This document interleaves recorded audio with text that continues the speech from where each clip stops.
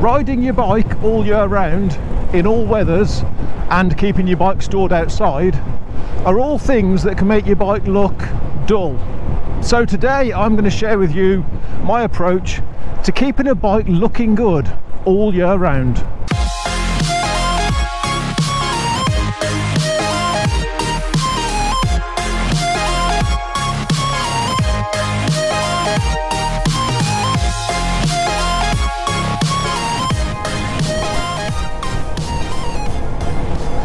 Now, I appreciate that some people choose to ride all year round and other people have no choice because the bike is their only method of transport. The same could be said about storage. Some people don't have the option of storing a bike indoors. And so you may have a bike with faded panels and rusty bolts, and actually may not even be your doing. You may have just bought a bike that had been stored outside by the previous owner or not looked after very well, and so you've inherited these problems. So what are my go-to products then? What have I got in my arsenal? Well, first up is Autoglim's vinyl and rubber care. This stuff, when I first found it, this stuff became a game changer for me. Next up, you've got good old WD-40 or something similar. You could use GT85 or just something similar. Then you're going to want some paint. You're going to want some black paint, and what you use is personal preference. And then you're really going to want some tiny paint brushes. So if you look at my YZF R125, when I first bought that bike, his plastic panels, the unpainted plastic panels, were really badly faded. They were meant to be black, they were actually light grey. So my approach to getting a bike looking good, or keeping a bike looking good, is first of all, you're just going to want to clean your bike. This video isn't about cleaning a bike, this video is about steps to take after you've cleaned your bike. So I'm talking just get yourself some car shampoo and a bucket and clean your bike. Once your bike's clean and dry, you're going to want to use your vinyl and rubber care over the whole bike, everywhere except your contact points. You don't want to be using it on your seat, your foot pegs, your grips or your levers, because what we don't want is we don't want you sliding off your bike the next time you go and use it. This stuff will bring back to life a lot of your black faded panels. If it doesn't bring them back perfectly, then you may need to machine polish them, and that's what I had to do with my YZF R125. The machine polish on that bike brought the panels back to a nice shiny gloss black, and on this little cafe racer it has worked wonders. All the unpainted plastic parts of this bike have been brought back to showroom condition. Now, if you have a machine polisher, you may also want to use that on your painted plastics as well, depending on how bad they are. But once you've got your plastics looking good, I would suggest that you turn your attention to any areas where you have rust. They may be rusty bolts, rusty washers, or you may have what I refer to as flash rust, which is where you've maybe used your bike in the rain and something looks like it's rusting, but it's only just taking hold. Now, what I would do with rusty washers, rusty bolts, the first thing I'm going to do is I'm going to decide whether I just want to replace them, because sometimes you are just going to want to replace them. But if they're not too bad, I would clean them with WD-40. So for example, on my YZF R125 we have some locator bolts, and these are painted black from the factory, but they also sit underneath these plastic caps, and so when you use the bike in the rain, inevitably water gets in there. These bolts are steel, and so they are going to rust. Sometimes you can just clean them up and you get away with it, and then you can put your plastic caps back on top and you're good. Other times, if they've gone too far, you are just going to want to replace them. You could repaint them or you could replace them.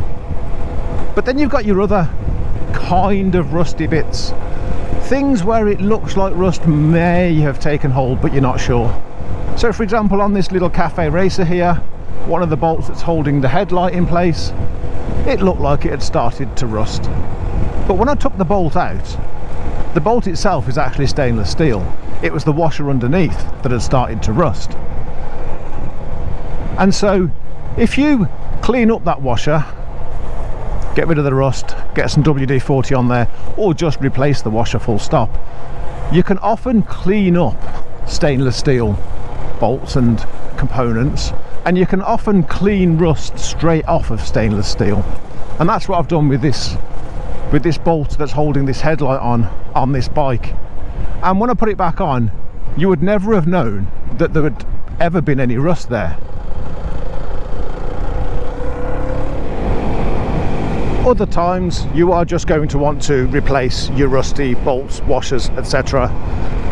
And in that case, you're simply going to want to take them off, measure them. For example, the washers on this cafe racer, big chunky washers, heavily rusted. It was either a case of replace them or paint them. So I took them off, measured them,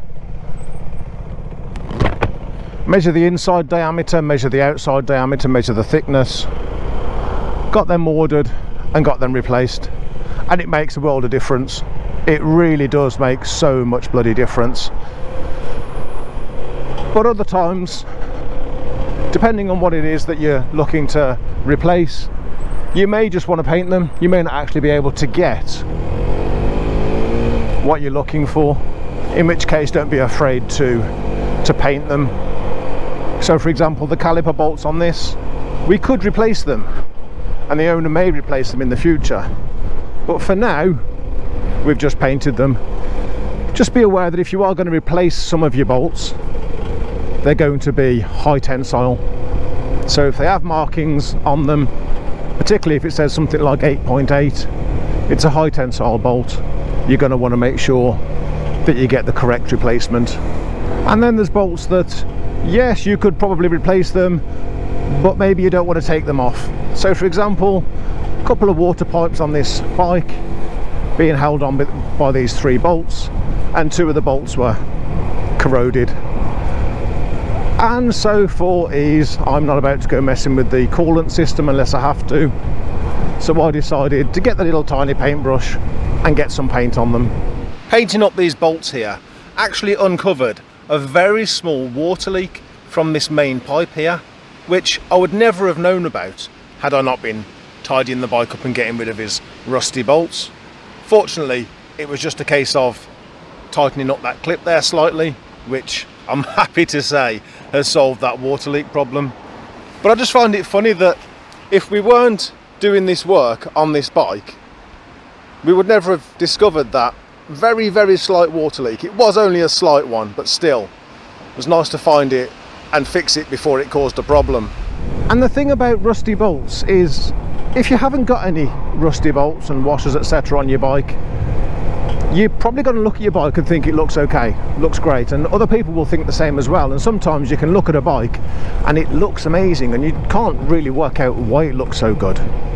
And then there's the bikes that have one rusty bolt or one rusty washer, and it just draws your attention to it and just brings down the tone of what is otherwise an amazing looking motorbike. But remember, if in any doubt as to whether to remove a nut, washer, bolt, etc., and whether to replace it and what tensile strength that you need, if in any doubt, just get some professional opinion, because the last thing you want to do is, you don't want to be going replacing a bolt for the wrong type of bolt and then ending up with an accident. It's just not worth it. If that's going to be the case, you're better off keeping your rusty bolts.